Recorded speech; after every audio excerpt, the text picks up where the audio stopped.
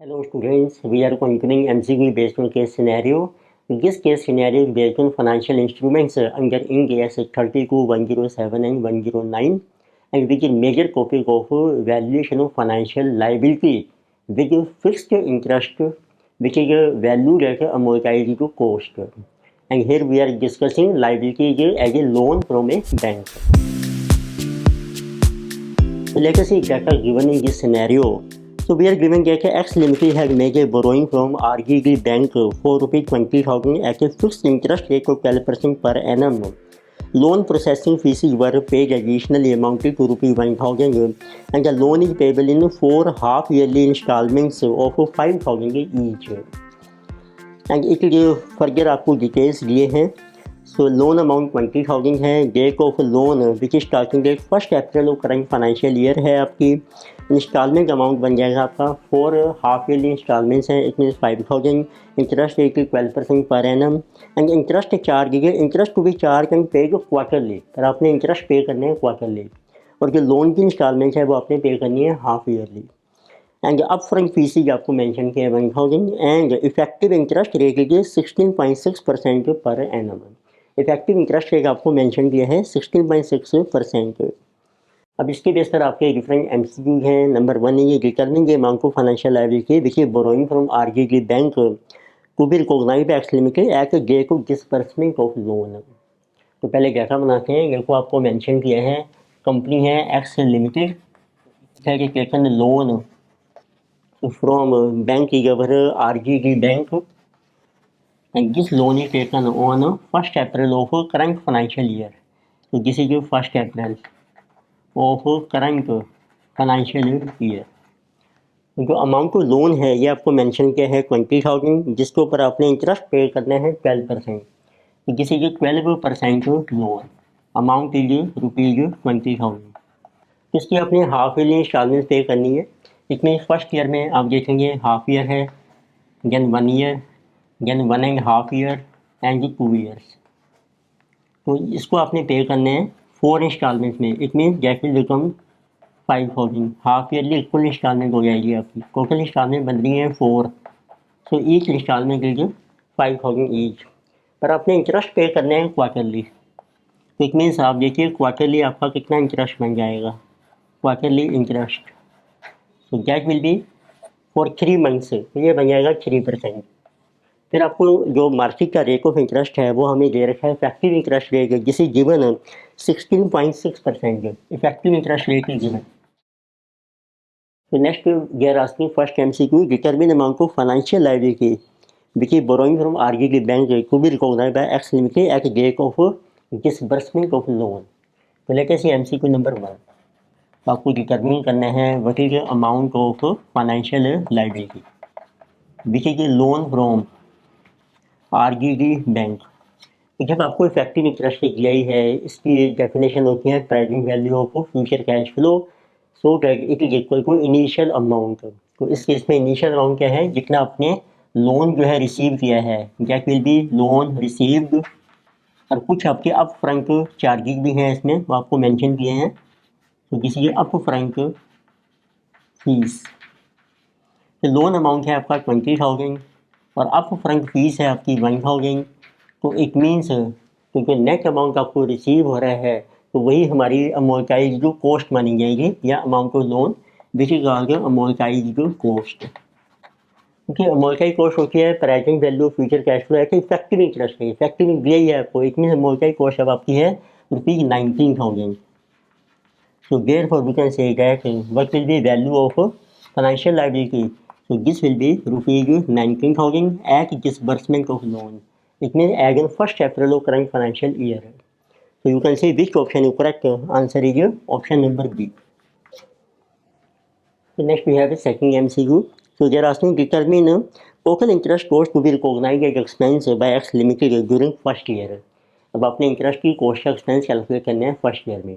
तो उसके लिए देखो आपको शो करना पड़ेगा लोन रीपेमेंट के शेड्यूल. तो इसको ड्रॉ करते हैं लोन रीपेमेंट शेड्यूल. अब जो इंटरेस्ट आपने पे करना है एक्चुअल में वो है हमारा 3%. 12% बन रहा है आपका पर क्वार्टर. तो आपने देखो इंटरेस्ट पे करना है जिसे कि 12%.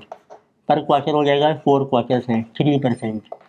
और जो आपका इफेक्टिव इंटरेस्ट रेट है वो हमें मेंशन किया है 16.6%। तो ये भी पर क्वार्टर बन जाएगा आपका 4.15%।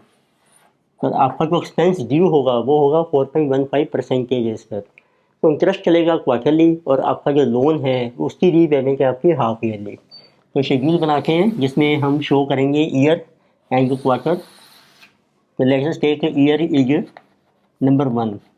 अब उसमें देखो आपके क्वार्टर्स आ जाएंगे, फर्स्ट क्वार्टर, सेकंड क्वार्टर, यानी कि third quarter and fourth. Similarly second year, उसमें आप शो कीजिए क्वार्टर नंबर 1, 2, नंबर 3 एंड 4। अब आप शो कर लीजिए how much is loan outstanding at amortised cost जो आपने शो की थी, वो कि आपकी 19,000। अब इसके ऊपर आपका इंटरेस्ट ड्यू हो जाएगा। इंटरेस्ट ड्यू होगा आपका एट द रेट ऑफ 4.15%। बस फिर आपने इंटरेस्ट पे करना है एक्चुअल में, इंटरेस्ट पेड जिसे एट द रेट ऑफ 3%।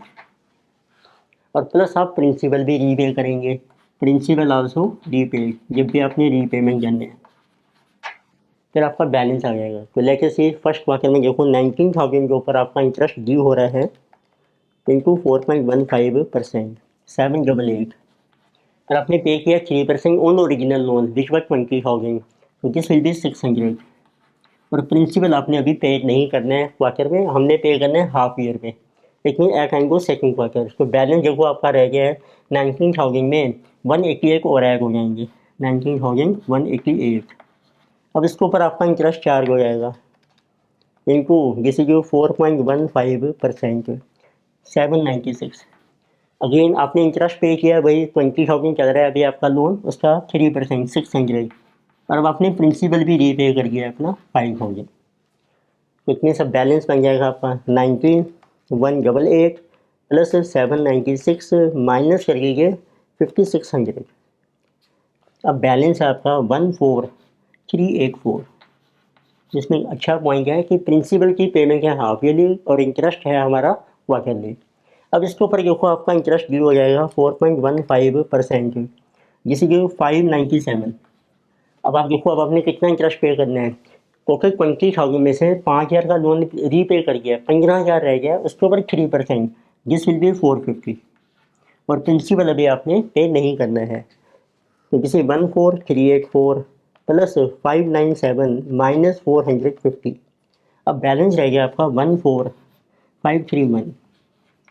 अब इसके ऊपर आपका इंटरेस्ट ड्यू होगा 4.15%, जिसे 603। आपने पेमेंट करनी है लो इंटरेस्ट की 450, 15,000 के ऊपर, और आपने प्रिंसिपल भी कर दिया रीपे। अब आपका इनको बैलेंस रह गया है 14,531 प्लस 603 माइनस 5,450, बैलेंस ही 9,684। अब इसके ऊपर इंटरेस्ट ड्यू होगा आपका 4.15%, 402। अब आपने देखो पेमेंट कितनी करनी है। अब आपका 10,000 का लोन रीपे हो गया, बैलेंस है क्या 10,000, उसके ऊपर आपने पे करना है 3%, 300। प्रिंसिपल अभी हमने रीपे नहीं किया है। तो balance will be 9,684 plus 402 minus 300, तो किसी की 9,786। तो इसके ऊपर इंटरेस्ट ड्यू होगा 4.15%, 406। पेमेंट होगी आपकी 300 एंड 5,000। इसमें टोटल अमाउंट है 9,786 प्लस 406 माइनस 5,300। बैलेंस रह जाएगा आपका 4,892। उसके ऊपर इंटरेस्ट ड्यू हो जाएगा आपका 4.15%, 203। अब पेमेंट कितनी करोगे आप।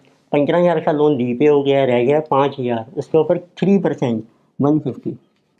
तो इट मीन्स जिसे जो 4,892 प्लस 203 माइनस 150, बैलेंस है 4,945। अब आपने प्रिंसिपल को कर दिया रीपे, इंटरेस्ट आपने पे करना है 150। तो बैलेंस जो है वो हम आपका इंटरेस्ट एक्सपेंस मान लेंगे, बैलेंस की फिगर, क्योंकि स्लाइटली राउंडिंग के कारण डिफरेंस होते हैं।